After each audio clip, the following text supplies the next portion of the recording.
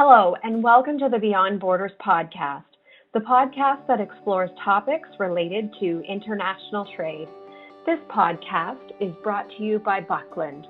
For over 70 years, Buckland has been working to help companies across the world experience global trade in a better way. As a customer-focused company, we provide you with a single source of unmatched customs brokerage, trade managed solutions, freight forwarding, trade technologies, and warehousing and distribution services. I'm your host, Jenny Kaus, Marketing Coordinator at Buckland, and today I'm speaking with our guest, Chris Borganis. Chris is the supervisor for classification in our Compliance Services Office in Southfield, Michigan, and has been with Buckland for 3 years. Chris is a licensed customs broker and holds his Certified Customs Specialist designation. Chris focuses on classification and specializes in OEM automotive, aftermarket machinery, and testing apparatuses. Today, Chris and I are going to discuss the U.S. steel and aluminum tariffs that have been in the headlines as of late. Welcome to the podcast, Chris. Hi, Jenny. It's great to be joining you today. Thank you so much. Thank you. So without any further delay, I want to get right into this and discuss what's been happening in the news. For anybody that follows international trade, they will have seen that there has been a lot going on regarding the steel and aluminum tariffs that have come into play, I would say over the last month. Is that correct?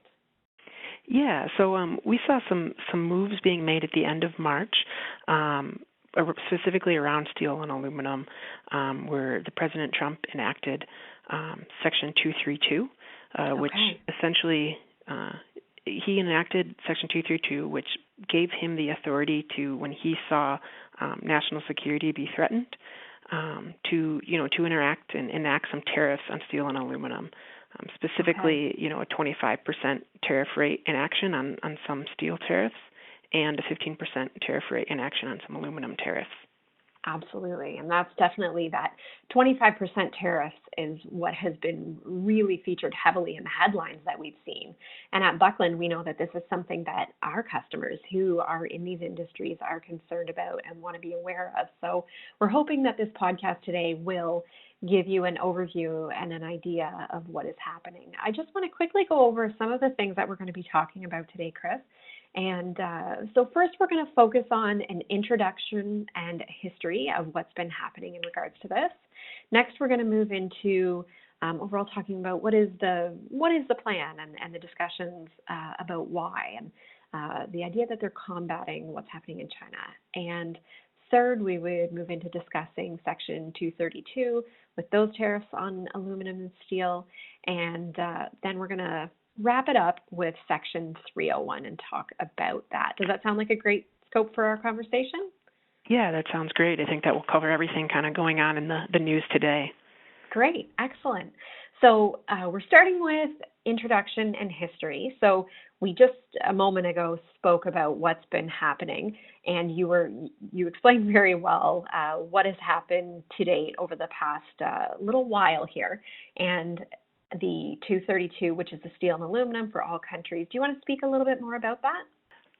So one thing that I can add on Section 232 is this: the authority from it comes from the National or the Trade Act of 1962, and this specifically gives the president the authority to investigate and then, if threatened or deemed to be damaging, put measures in place against anything that threatens national security, which was intentionally left broad,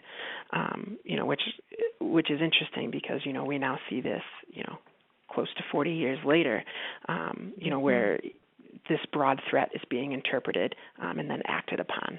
So they're seeing this as a national security threat, the steel that's coming in. Yeah, so for the idea of steel, President Trump's gone on record a few times basically saying that because of the cheap cost of steel coming from China, he views it as a national security threat against America's industrial base.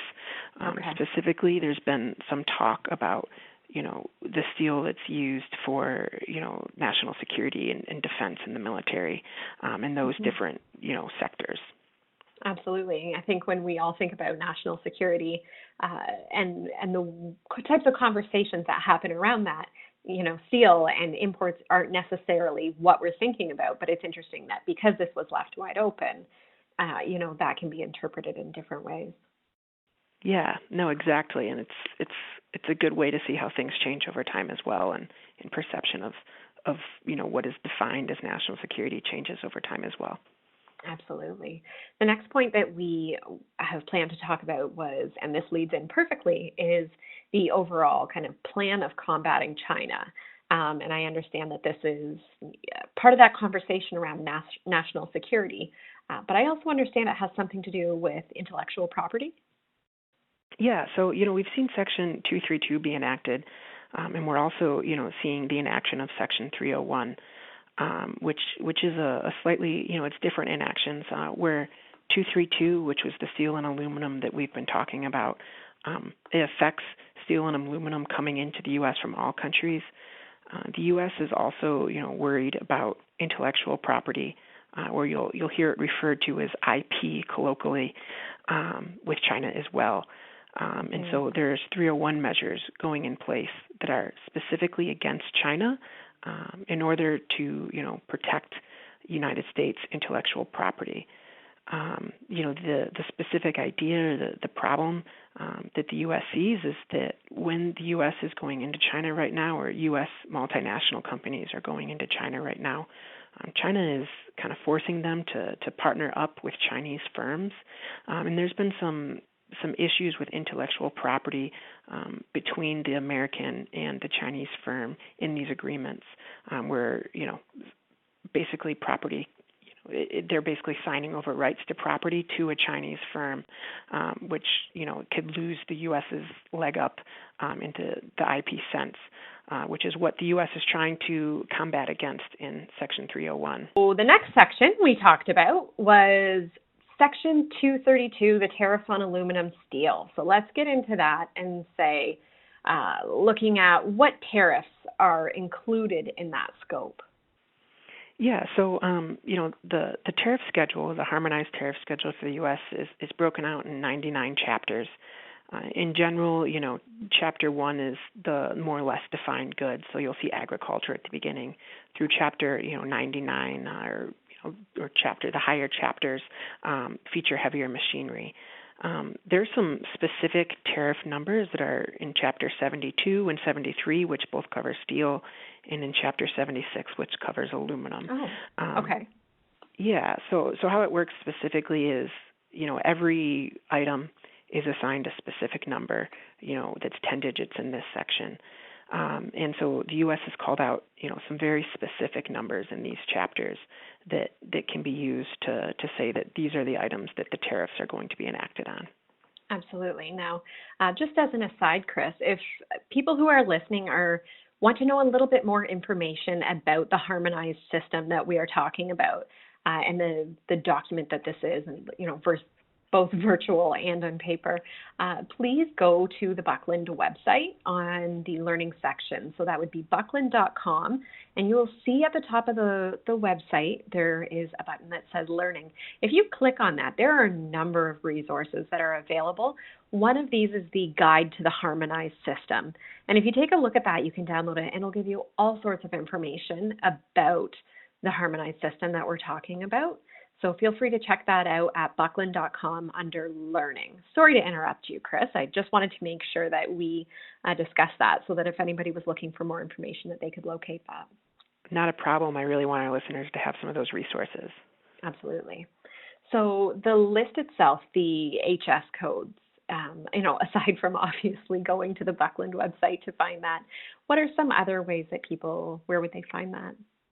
It's the easiest way, I think, is, if your broker, the person who's going to be filing your entry on your behalf, whether it's Buckland or another brokerage firm, they're going to have access to those specific codes as they file your entry in the ACE system. So it's going to flag it for them automatically.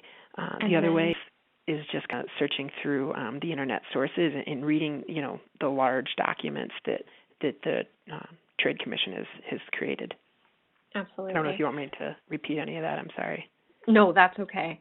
I'll splice some stuff in here. If anyone is interested in seeing the list of the portions of these chapters that are impacted, please visit the Buckland website under News. You'll find articles there regarding the aluminum and steel tariffs. And in those, we have links to the documents that outline those tariff codes and how those are impacted, those HS codes. So please do feel free to take a look at the Buckland website and go to News to see the full list of the tariffs that are impacted by that. So who is impacted? I know that this will relate to those who are dealing with steel and aluminum, and what countries are impacted by these tariffs.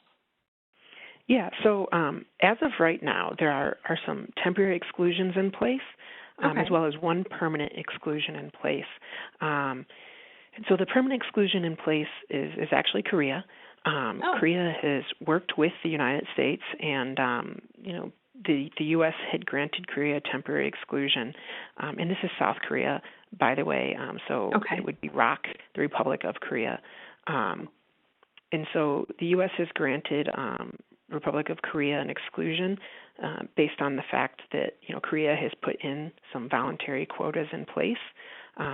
So what this means is basically Korea has agreed that they are going to export less steel than they had been, about 30% less than they had been the last 2 years to the U.S. under this agreement, but all of the steel coming in will not be affected by these duty rates. In terms of other exclusions, there are temporary exclusions in place for the European Union and for NAFTA countries, which is Canada and Mexico, and for Brazil, Argentina, and Australia. We're just in a place now where the U.S. is trying to make a push from these temporary exclusions into setting in quota systems, kind of like Korea agreed to for these other countries. So the U.S. announced that they do have agreements with Argentina, Australia, and Brazil. Where Argentina and Australia confirmed this, Brazil said that as of right now they don't necessarily agree. So we're waiting to see how that plays out. It appears that Brazil is going to be doing something to an effect of potentially having the 10% tariffs on aluminum, but enacting steel quotas themselves. The EU is also saying that they've been talking to the U.S., but there hasn't been much ground made. The European Union specifically has said that if the U.S. enacts these tariffs against them, they're going to do targeted tariffs on blue jeans, bourbon, motorcycles, and some other really interestingly targeted tariffs on U.S. goods. Yeah, those are very specific. Yeah, so it's you can read some really interesting analysis on it, but the gist is that those are some major goods made for each state of some major GOP players in Congress, and so the idea is to affect the specific GOP members that are letting this go into effect. So more about the Canadian and Mexican aspect of this and how it relates to NAFTA. Yeah, so that is something that's continually evolving. When the first set of temporary exclusions were, passed by President Trump, he essentially said that Canada and Mexico's, temporary exclusion from, the steel and aluminum tariffs was linked to a successful renegotiation of NAFTA, and that has been reiterated a couple times. So, publicly, that is at least what is going on. However, in some recent press briefings from the first week of May, the administration also said that Canada and Mexico's renegotiation of NAFTA might not be the only thing in play. The administration might also want them to enact some quotas as well. So on that end, I guess we'll wait and see how this plays out. But Prime Minister Trudeau and President Trump have both said that they believe permanent exclusions will be enacted and put into play. Great. The next part that we said we were going to talk about is Section 301. So let's get into that. What is within the scope for Section 301? Yeah. So, where for steel and aluminum, we had some very specific tariffs in a couple chapters of the harmonized tariff schedule. Section 301 is much more all across the board. It ranges from medical items to furniture to machinery to automotive parts. In total, there's about 1,300 individual tariffs that are affected in a wide range of items. Wow, that is a wide range. Okay, so what is this an issue of with this topic? I've seen somewhere that this is a matter of intellectual property. Is that correct? Yeah, so this is also, this is aimed at China. And, this goes into kind of what I was talking about before, where the Chinese companies are partnering with American firms, and American firms are signing over, the ability to use American companies' intellectual property. The difference, here that we're seeing from when we were talking about steel and aluminum earlier is that the steel and aluminum tariffs, it affected, steel and aluminum coming into the U.S. from any country. This was done by the U.S. in an attempt for, to negate transshipments or, minor repurposing of goods, which would essentially be if someone in Germany, for example, bought Chinese steel, and turned it into a screw and then sent it to the U.S. That's why the steel and aluminum was targeted for, multiple tariffs. But here, with Section 301, we're working specifically on, combating the intellectual property turnover, which is why, it's only to China, and it's on a much wider range of tariffs themselves. Absolutely. And as this has all been unfolding, a lot of the headlines that I'm seeing are talking about a trade war between the U.S. and China. There's a lot of speculation. Is it really leading to a trade war? Are we already in one? Is that all, a myth? Is it just hype? What's your take on that?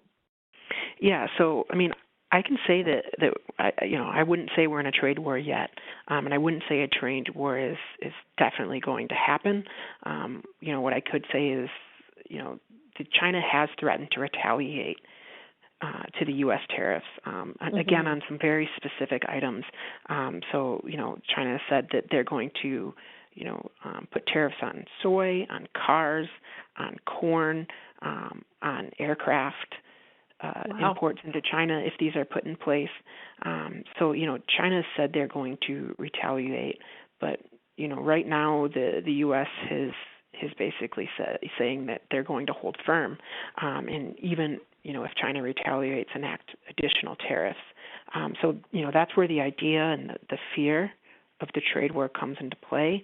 But the two sides are still talking, so we're not quite there yet. Great. And I understand the two countries met in the first week of May, and we're mostly just talking about what the individual demands were from the Chinese side and the U.S. side. Yeah, no, that's exactly right, Jenny. The U.S. really, the main goal for the U.S. is to strengthen the IP, the intellectual property protection, and for the U.S. Trade, the trade balance with China to move in the U.S.'s favor. U.S. also is talking about Chinese subsidies, but those first two are what I see as the U.S.'s main goals. But China has some goals of their own that they essentially expressed in the negotiations. They want U.S. to soften export regulations on some high-tech electronic devices. They want increased access to certain American markets, and they want the increased ability to form ventures with U.S. companies, which is interesting because that's as an exact dichotomy to one of the U.S.'s wants, where they don't want to have to argue companies have to form these agreements. And China also wants the increased access to the U.S. market. To the U.S. has said that they're going to block some major tech mergers between Chinese companies and American firms, or buyout of American firms by Chinese companies. And China's also looking to stop that. For those companies who are impacted by these tariffs, potential ongoing tariffs. As a compliance professional, what would you be recommending to these individuals and companies? Yeah, so the first thing that I would recommend would be to collect and pull all the information you have on hand. That could be your entry information on your imports. It could be, pulling your commodity classification codes and country of origin information on file. And then I would, take a deep dive into that information, or reach out to, someone like Buckland and our team. What we can do is we can, look at the information on hand and, basically give you a full scope of everything that will be affected.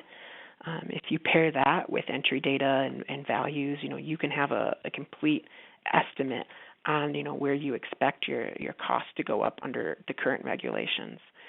One thing that, the only thing I can caution or would caution is that, we and others, you can find the direct results of what's going on. You can see, if this item has a 25% duty, we can pull up the reports to tell you how much more it's going to cost you to get in. The one thing I would caution is there are indirect results to this. If you source your steel from an American company today, you're likely going to see your prices going up because there's going to be a higher demand for American steel. So those are some of the indirect results.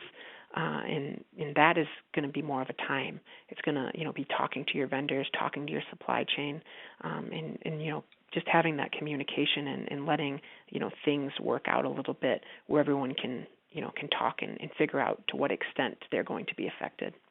Absolutely. This sounds to me like it is one of those times when you want to be sure that you have a professional opinion and you know what the impact is going to be on you so that you're not caught off guard when the final decisions are released in the news. You want to have a proactive approach to know what's going on. Yeah, no, I completely agree. And, it's one thing to, have the professional, opinion and professional feedback, but I think it's more important to have those conversations and, someone on your side in your court, before these tariffs are in effect. Absolutely. It's nice to have someone that can, pull that information for you before it's going to be in effect, so specifically, where you're going to be hit, before they're even enacted. And that's one thing that we try and do here at Buckland. Thank you so much, Chris. I have so appreciated this conversation and you sharing the wealth of knowledge that you have on this topic. And I know you're a very busy person, so thank you so much for taking the time to chat with us today. Yeah, not a problem, Jenny. It was my pleasure. That's the Beyond Borders podcast for today. Thank you so much for listening, and thank you to our guest, Chris Borganis, for joining us and for sharing his expertise. If you're looking for resources related to international trade, please visit the Buckland website at buckland.com and check out the Learning Guides section for downloadable resources ranging from Incoterms reference charts, tips for avoiding border delays, things to keep in mind when choosing a broker, and much more. Please feel free to reach out to us by visiting the Contact Us page on the buckland.com site for more information or to receive a quote today. Thank you for listening to the Beyond Borders podcast, and be sure to tune in again and subscribe for more great conversations about importing, exporting, and everything else in between in the world of logistics and international trade.